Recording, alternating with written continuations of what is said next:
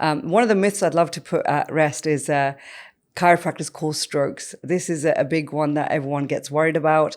Actually, the recent 7 major studies have shown that there is absolutely no significant correlation between chiropractic cervical manipulation and artery dissection. So there may be some links that have been previously mentioned, and these are usually due to the fact that there's been untrained or unskilled people performing spinal manipulation on the cervical spine that can lead to these type of issues.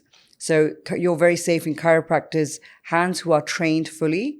And so I always recommend people, if you're going to see a chiropractor in the UAE, ensure they are registered with the Emirates Chiropractic Association. This way you are certain that you are in safe hands. Today, I'm excited to introduce a remarkable guest, Dr. Nageena. She is a doctor of chiropractic, a certified Melillo Method practitioner, and the founder of NeuroActive Health Hub. Dr. Nageena trained at the Anglo European College of Chiropractic in the UK, where she graduated back in 2006. Since then, she's spent nearly 2 decades working at the intersection of functional neurology and neurodevelopmental care. Her passion is helping children with developmental delays and autism using brain mapping, reflex therapies, and neuroplasticity-based techniques to unlock potential. Through NeuroActive Health Hub, she is leading a movement to bring innovation, scientific-based brain health programs to the UAE and beyond. Hi, Dr. Nageena. I'm happy that I have you here today. Thank you, Atusa. It's wonderful to be here. Thank you. Okay, I want to start with my first question.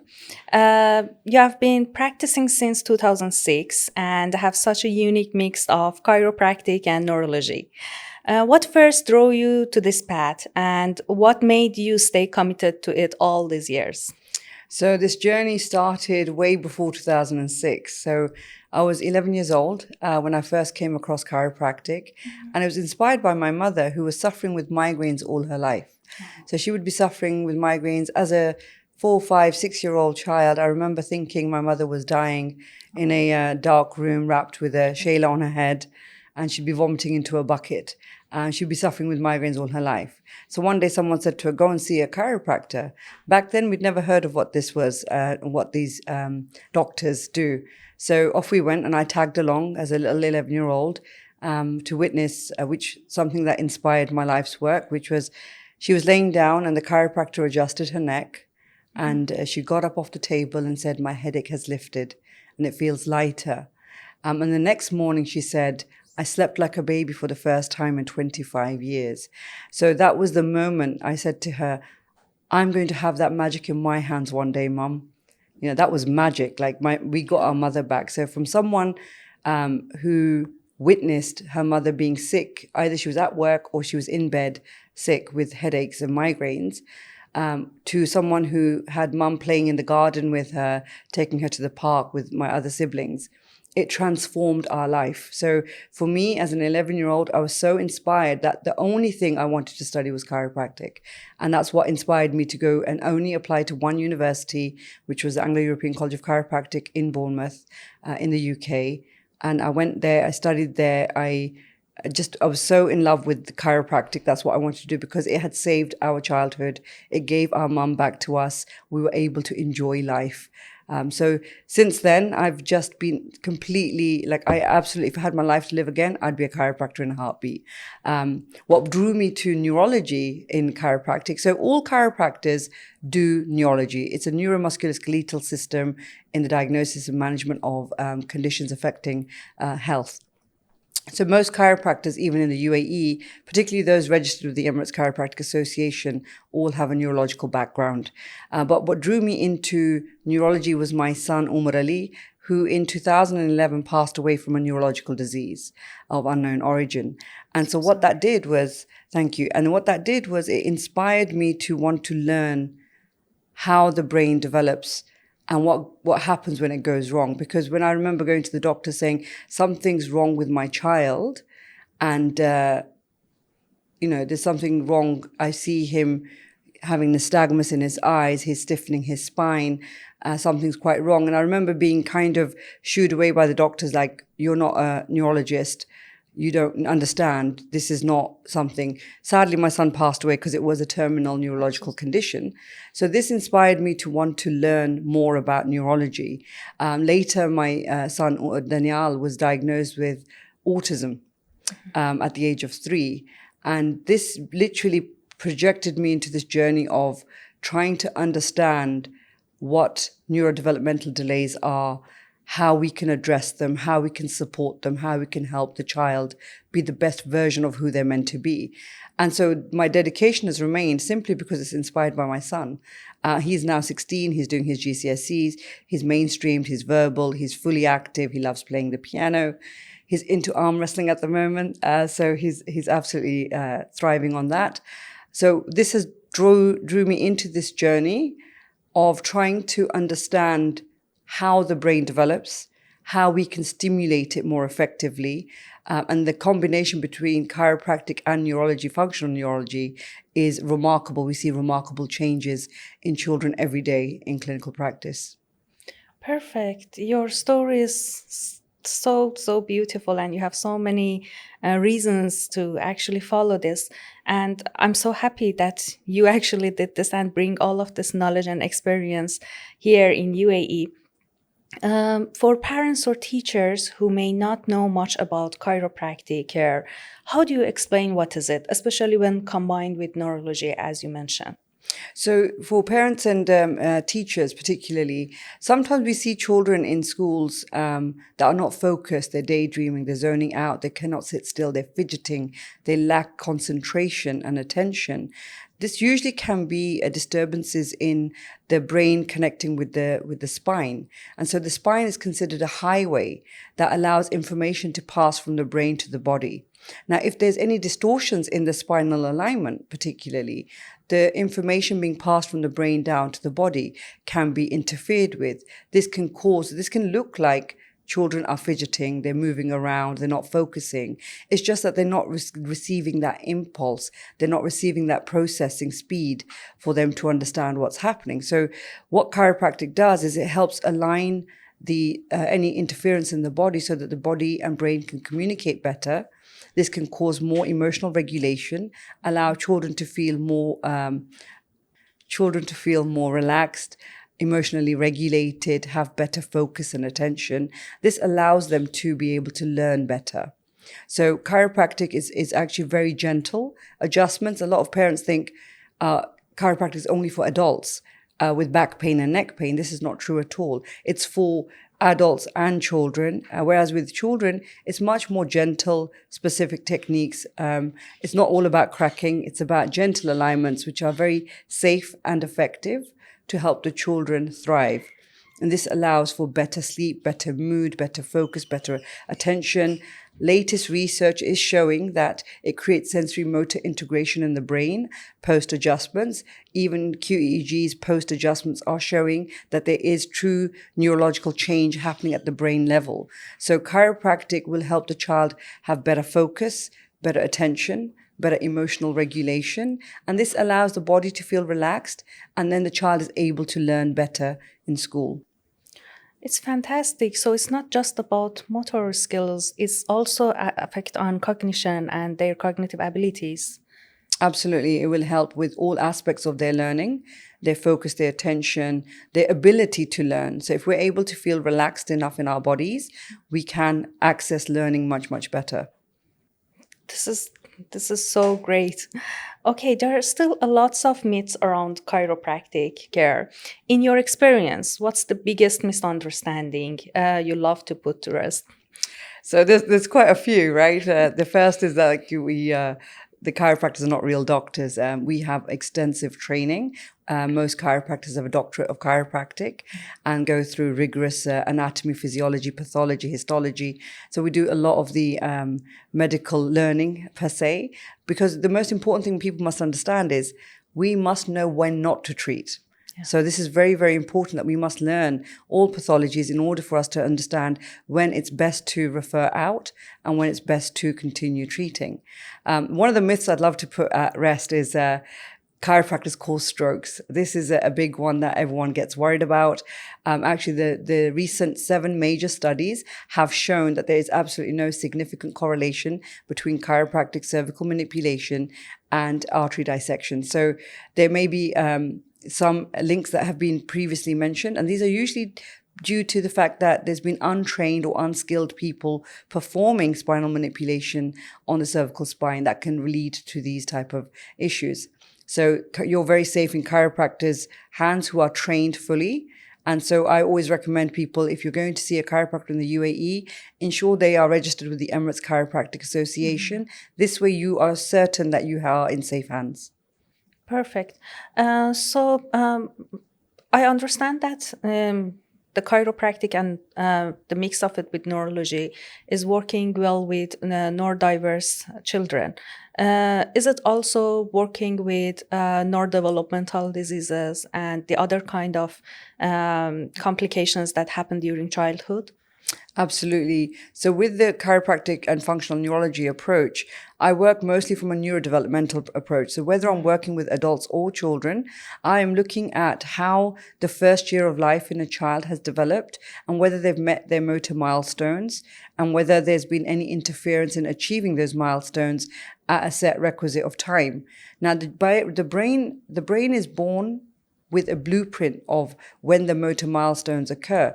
Now, I understand that these have recently been changed with the amount of time, but according to Dr. Melillo and his research, it shows that the brain has a blueprint of when the child should start to roll over, when they should sit up, when they should crawl, when they should stand up, and when they should start to walk. Now, if any of these motor milestones are slightly delayed, or if a child has hypotonia from birth, these are indications that there may be some developmental delays already happening.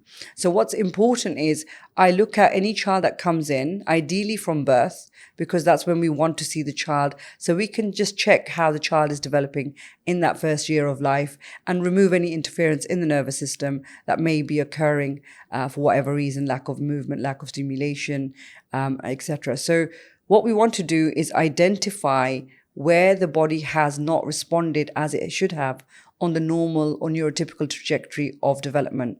And then what I do is we go in and start to exercise with either side of the hemispheres of the brain to make it work more efficiently. I see. Actually, it was my next question. You're also certified in Melillo Method for childhood neurodevelopmental disorders.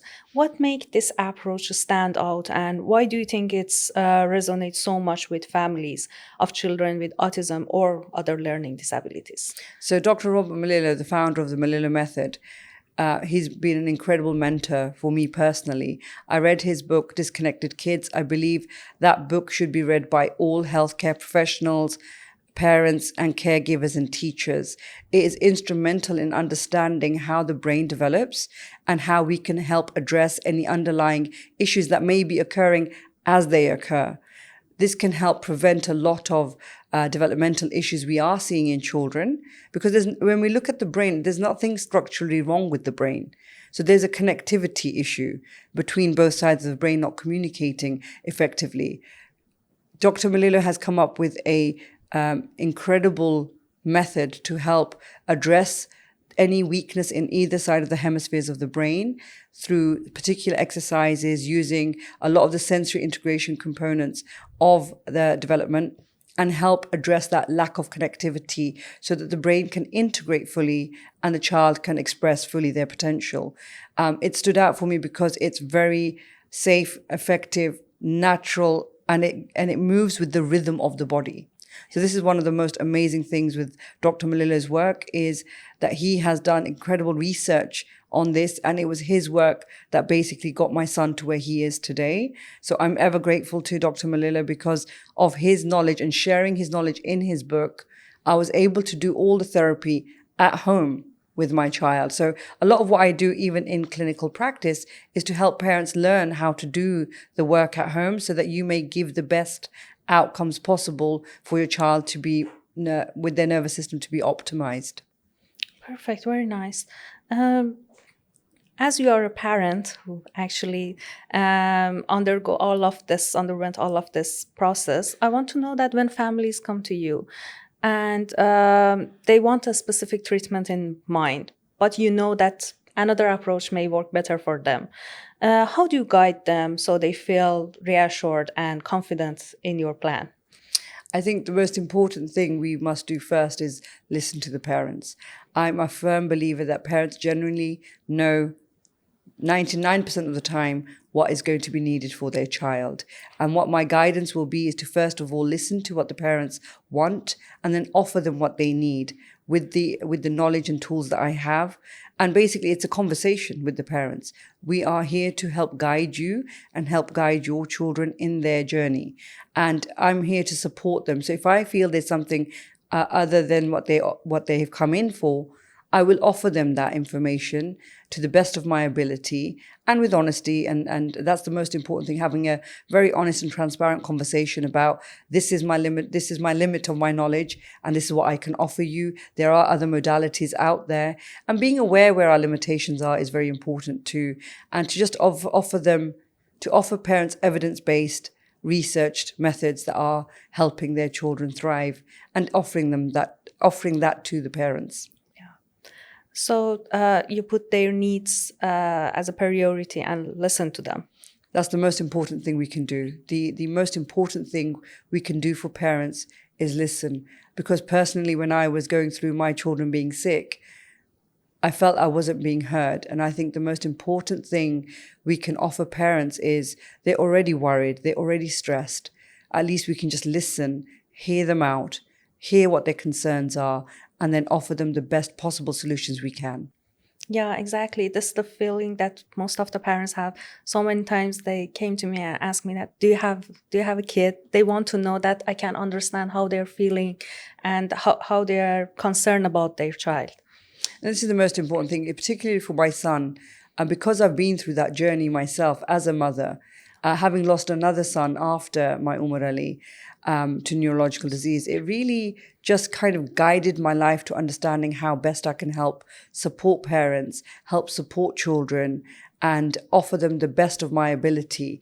Because I've been through the journey of staying up till 2 a.m. in the morning, looking for answers that will help my son, looking for different modalities and treatments, looking for every protocol out there and trying them.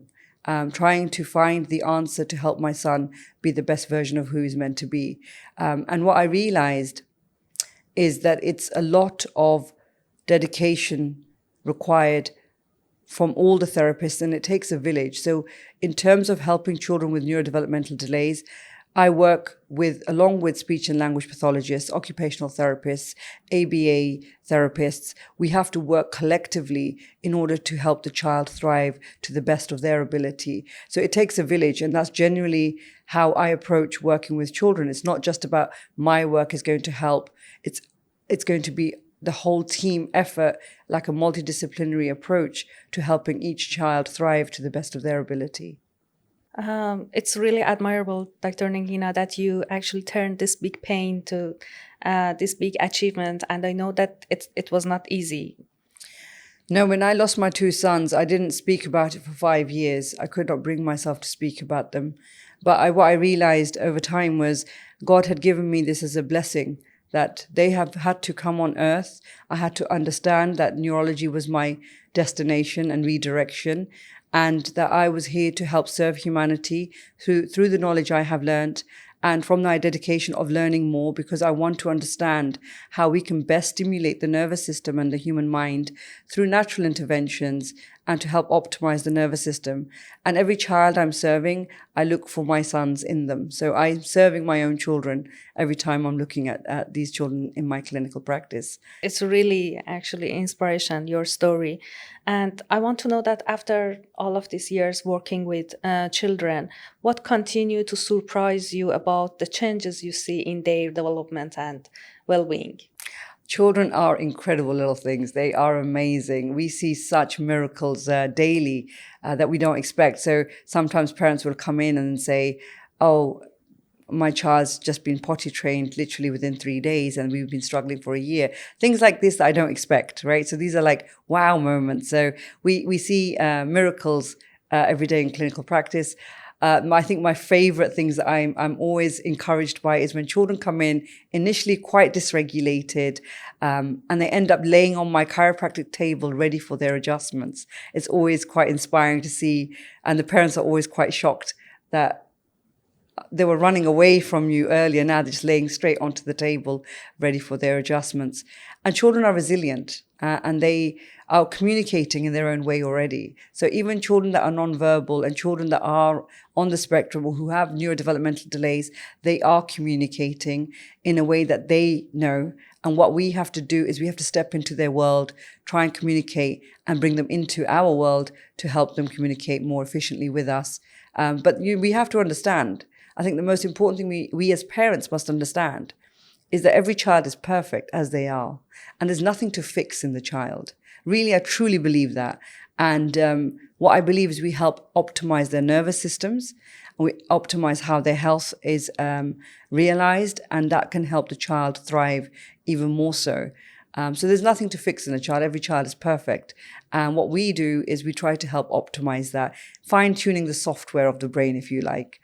Yeah, this is actually perfect. This is the core idea behind the neurodiversity. And I like to know more about this approach that you have in the field of chiropractic and neurology. So what we're looking at in terms of the development and every child and adult that comes in the clinical practice is every child, so when we're looking at a child particularly, they come in, they may be dysregulated, they may be feeling too much sensory issues with touch, and they may be feeling unsafe in their body. When we do an adjustment to the body, particularly with vagal nervous system interventions, it will help them regulate their nervous system much faster and much more efficiently. They'll feel calmer. When a child is calmer, they're able to learn better. When we're in a state of stress, we are unable to learn. It's like putting you in a very upsetting situation and then saying, learn a different language. It's going to be very difficult for you to be able to coherently learn that information. So with children, what we want to do is make their body feel safe. And a lot of that requires a lot of reflex integration. So there's retained reflexes that can cause us to feel unsafe in our own bodies, can make us feel disconnected from our bodies. So we work on integration of these reflexes and then get the timing mechanism of the brain to work more efficiently. And this allows the child to feel safer, more comfortable, able to focus and have better attention. And this is also true for adults. The same applies for them. Yeah, this explanation actually are so valuable because there are a couple of misunderstandings that neurodiversity means that we are not doing anything for kids. We just leave them to actually cope with their environment. But it's not like this in practice. No, absolutely not. I do believe so it's the journey of trying to be neuroaffirming. I'm very much neuroaffirming. I believe every person is perfect as they are, but I would help a child wear glasses if they needed it. And I would make sure the children got the right dental care if they needed it. And I will ensure that the child gets the right spinal care with the nervous system because they need it. And every one of us needs a healthy nervous system in order for good optimal health. Yeah, perfect. From your perspective, what are the key things parents often overlook when it comes to supporting their child's overall development? I think parents are very busy these days. I think there's been a lot of work-life balance has been impacted with working environments per se. But I do believe that parents need to keep an eye on the normal neurotypical developmental timelines for a child development. I think the most important thing I can say to parents is always follow your intuition. You are correct every single time. Oftentimes when I ask parents, when did you notice there was an issue with your child? And they will say about 6-7 months, I felt something was off. I asked my pediatrician or I asked my healthcare provider and I was reassured that everything was as was meant to be. And then later the child was diagnosed with a neurodevelopmental disorder or a neurobehavioral disorder. So parents generally know something's off. And I think that's the time when you seek care. You seek help from either a chiropractor who works with pediatrics, you ask your pediatricians, you ask your speech therapists, your occupational therapists. Just go and have a conversation about it, because generally if parents have any concerns that are arising intuitively, you're most likely correct and something's probably off. We are seeing technology playing growing role in how children learn and grow. How do you see technology complementing approaches like yours, and how might it open up new opportunities for children with autism or neurodiversity? So I believe that technology is part of our journey in life now. I do believe too much screen time is detrimental to the brain development.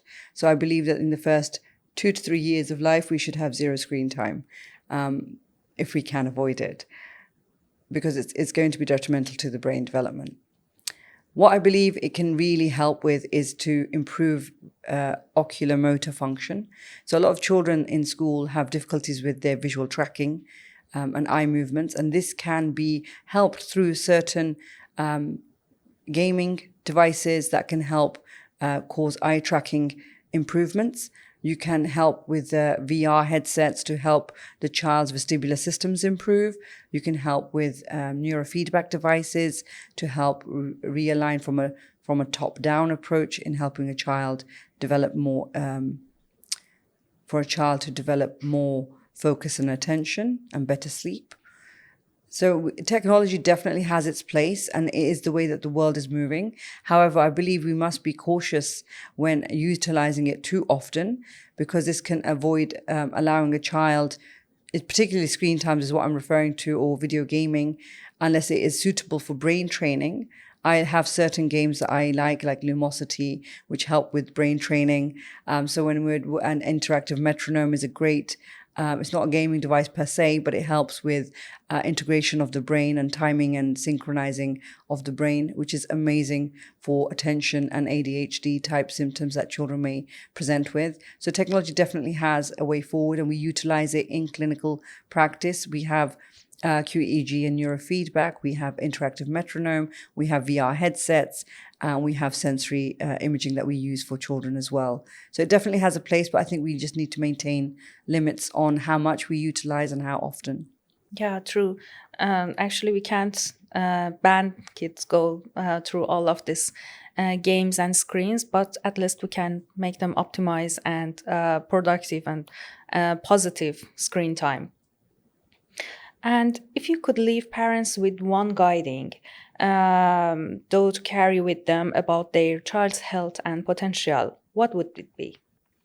I would say to parents, follow your intuition with respect to your child, and allow your intuitive nature to guide you to seek care when you most need it. Because if you're feeling something's off with your child's development or just their behavior, you may need to just get the neurological aspect checked, make sure that their spines are aligned, and seek out chiropractics. Yeah.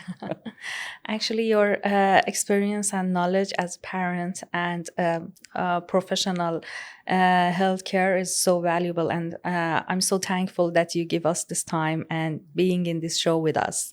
Thank you so much, Atusa. It's been an honor. Dr. Nageena, thank you for reminding us that the healthcare is not just about treatment, but about hope, trust, and the belief in every patient's potential. To our listeners, if this conversation made you reflect or gave you a new perspective on health and healing, please share it. Conversations like this are how change begins. Until next time, this was Atusa Zangene from Enara Talks. Stay hopeful, stay curious, and keep believing in the better.